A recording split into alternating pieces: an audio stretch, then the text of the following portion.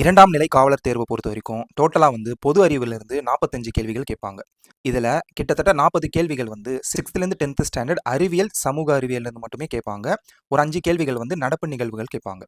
இப்போ 2023 PC exam பார்த்தீங்கன்னா 6th ஸ்டாண்டர்ட்லேருந்து சமூக அறிவியலில் 8 கேள்விகள், அறிவியலில் 2, டோட்டலாக 10 கேட்டிருக்காங்க. 7th ஸ்டாண்டர்டில் சமூக அறிவியலில் கேள்விகளே இல்லை, அறிவியலில் 2 கேட்டிருக்காங்க.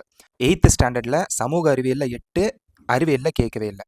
9th ஸ்டாண்டர்டில் சமூக அறிவியலில் 3, அறிவியலில் 4 கேள்விகள் கேட்டிருக்காங்க. டோட்டலாக 7. 10ஆம் வகுப்பில் வந்து சமூக அறிவியலில் 9 கேள்விகள், அறிவியலில் 3 கேள்விகள் கேட்டிருக்காங்க. டோட்டலாக 12.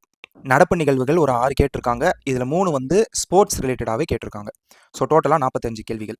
இப்போ இந்த 6 to 10th ஸ்கூல் புக்கில் கேட்ட எல்லா கேள்விகளும் வந்து எந்த ஸ்டாண்டர்டில் எந்த லெசனில் இருக்குது அப்படின்ற கம்ப்ளீட் வீடியோ வந்து நான் யூடியூப்பில் அப்லோட் பண்ணியிருக்கேன்.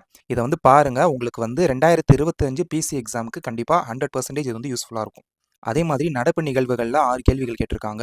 இதையும் வந்து எப்படி படிக்கணும் அப்படின்றதையும் நான் வந்து வீடியோ எண்டில் சொல்லியிருக்கேன்.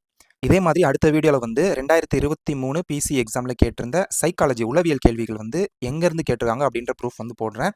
ஸோ இந்த வீடியோ வந்து பாருங்கள். 2025 பிசிக்கு 100% உங்களுக்கு வந்து யூஸ்ஃபுல்லாக இருக்கும். ஸோ அடுத்த வீடியோவில் பார்ப்போம். தேங்க்யூ.